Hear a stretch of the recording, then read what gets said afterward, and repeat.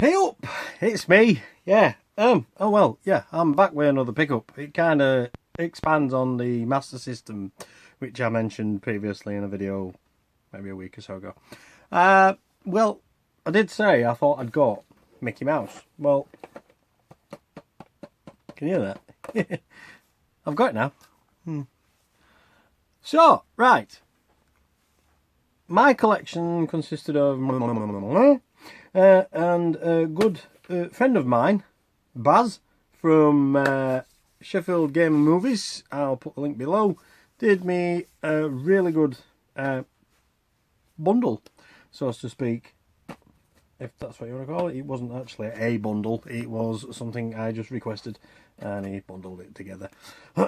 So, Mickey and the Castle of Illusion for the Master System, which is a classic in its own right.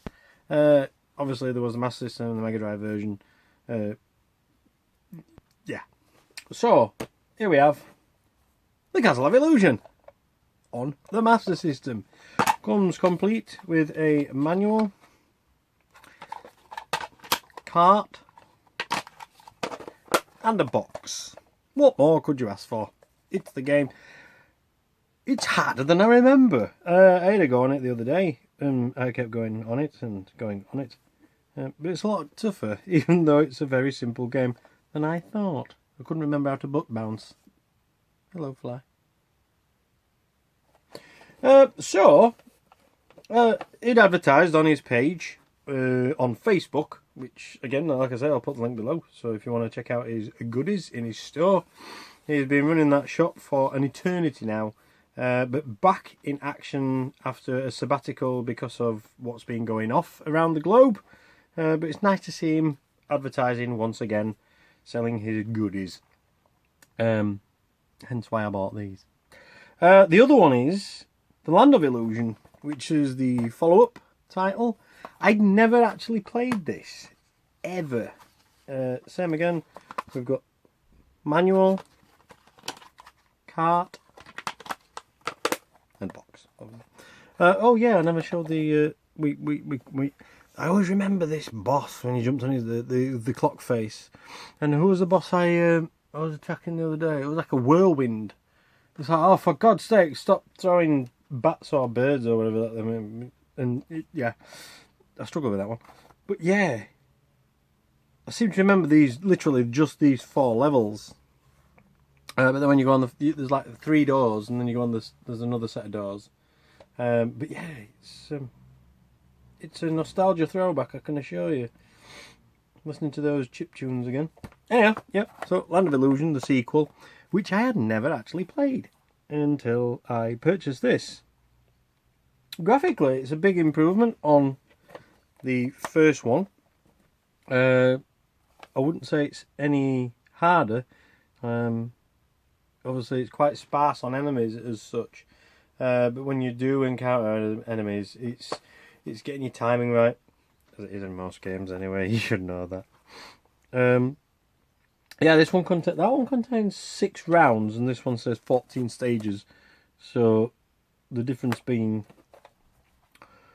yeah, quite a few. Maths were not a strong point.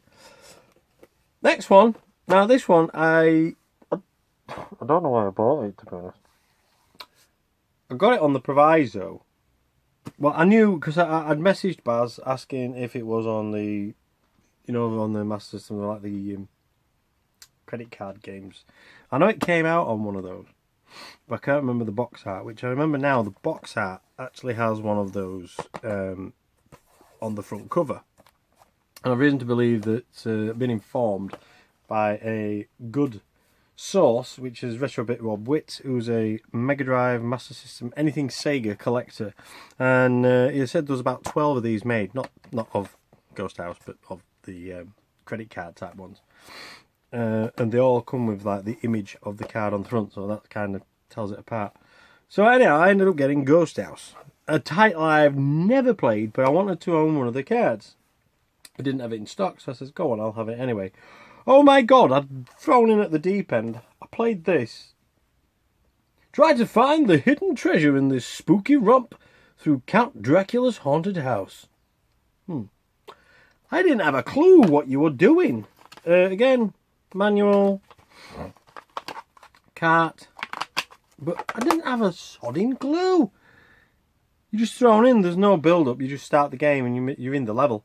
That's it, go. Off you pop. Doesn't say how many stages or anything there is, it's just literally Ghost House, Roadhouse. Yeah, so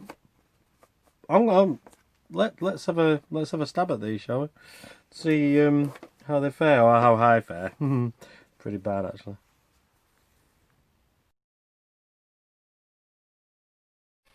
So Castle of Illusion on the Master System. This is really the one that kickstarted all the Disney craze on this system, and it really did do it justice.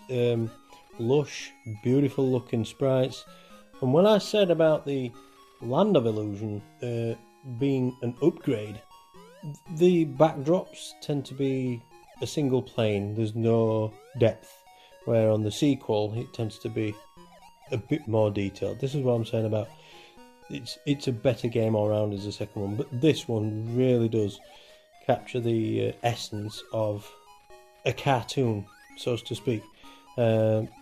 Visually, I wouldn't go as far as saying it's a masterpiece, but it's a really good effort. The animation's good, the sprites are good, the character count isn't as much as Land of Illusion, but again, very novel in the fact that you have to knock out a switch to take out the planes instead of just doing one by one. Quick little ideas like that. Boop, there we go. Yeah, it's a well thought out, well laid out platformer. It's a good game all round, solid game. Like I said, brightly coloured sprites, good character designs. What more could you ask for in a game? Compared to the NES titles, I'm not saying they're a comparison as such. You tended to have a little bit more of a character count, kill count on the NES. Whether it were the capacity of the cartridges, the system itself, I don't know. But all round, it is a solid title. Especially on these particular ones, the bosses were always a pleasure. Very good designs, quirky in the sense that, like this one, a chocolate bar. It was well designed. It looked good.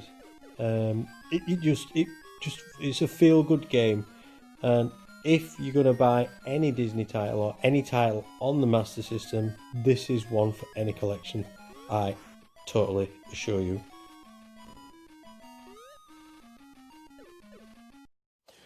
So, this is the sequel to Castle of Illusion, which is known as Land of Illusion. Visually, it's an upgrade to the original. The sprites look slightly better.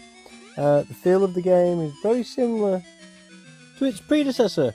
There's not much difference in it, really. I mean, the icons, the collectibles are all very similar.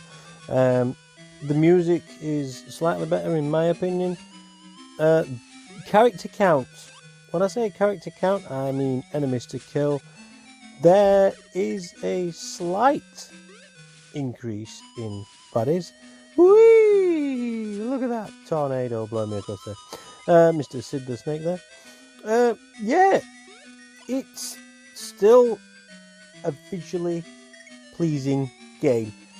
Like all Disney games back in the 90s, they had a certain feel about them. They were a happy-go-lucky game. They look good, they sound good, and they played absolutely spot on. They were always responsive. They were never, what's the word? Crap on the controls. They were always on the ball. But like they always tended to be a side-scrolling platformer. There wasn't anything different about them, apart from most games generally seem to be reskinned as another character. Well, yet again, this one's Mickey, and I do believe they brought a third one out which contained Mickey and Donald. Correct me if I'm wrong. Oh, a secret room with a spider in it.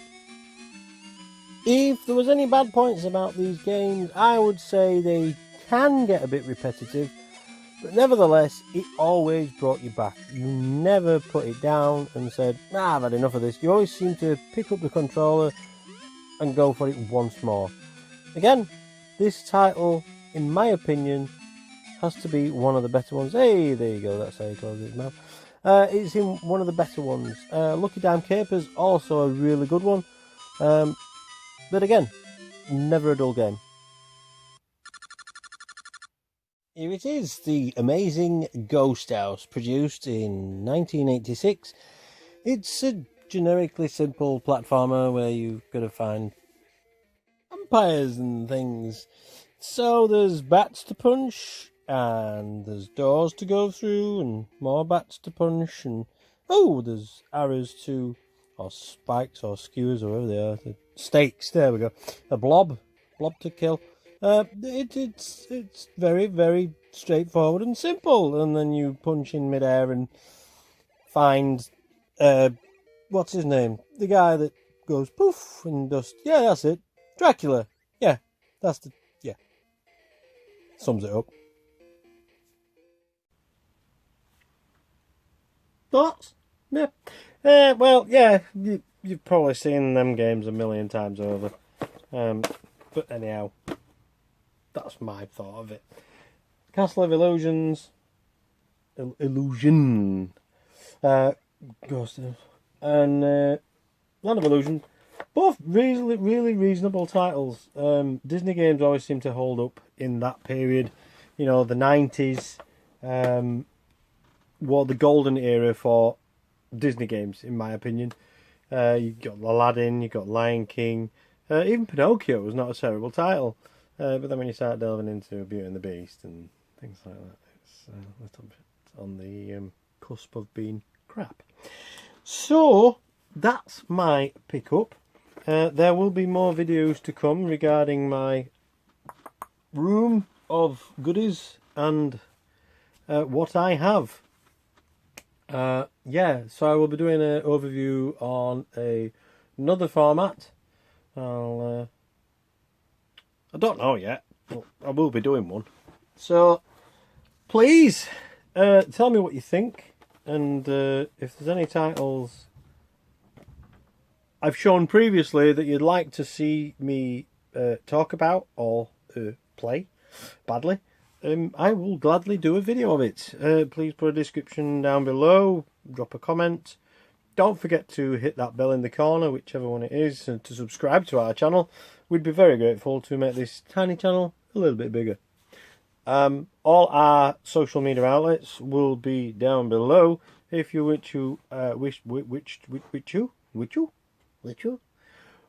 to further our endeavours in making this channel a little bit brighter, like 60 Formula did. Thank you ever so much. I am forever in your debt. To further our channel. When all this madness in the world is over, we hope to do a meetup at some point and get all the little guys, all the YouTubers and Instagram followers and all that, and get us all together and have a meetup. Be great. So if you want to donate down below to the Ko-fi channel, channel, whatever you want to call it, then we'd be very grateful for that, and that money will go towards a meetup sometime in the future. Who knows? If not, then just watch our stuff and please enjoy. If you're new, then watch some of us older stuff. And it's raining. Cheers.